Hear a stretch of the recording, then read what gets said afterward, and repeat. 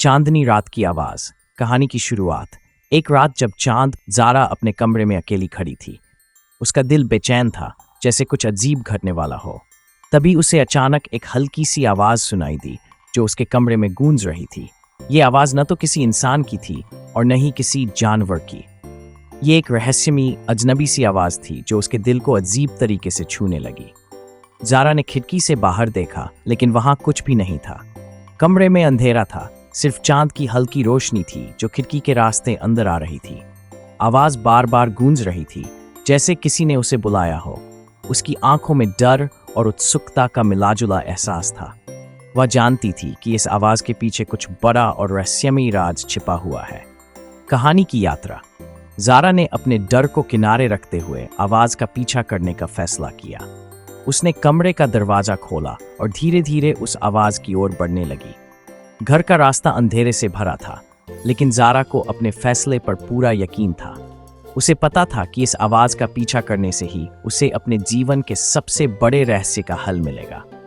रात की खामोशी में ज़ारा एक पुराने जंगल की ओर बढ़ रही थी, जहां उस आवाज का स्रोत था। ये जंगल घना और अंधेरा था और वहां के पेड़ विकृत और जड़ें बाहर निकली हुई थीं। चांद की रोशनी धुंधले बादलों के बीच से आती थी और ज़ारा को महसूस हुआ कि यह जगह जितनी डरावनी थी, उतनी ही रहस्यमयी भी थी। लेकिन वह डरी नहीं, बल्कि आवाज के पीछे के राज को जानने के लिए और आगे बढ़ी। महत्वपूर्ण मोड़।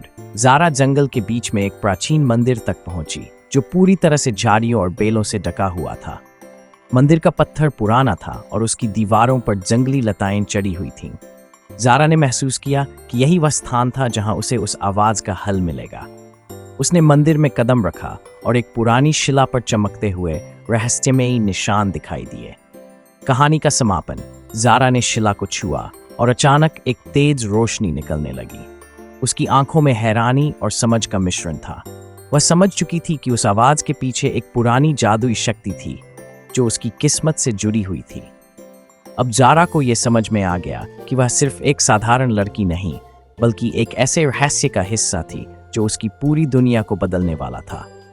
ज़ारा ने एक गहरी सांस ली और भविष्य के लिए अपने कदम आगे बढ़ाए, ये जानते हुए कि उसकी यात्रा अब एक नई दिशा में मोड़ने वाली थी।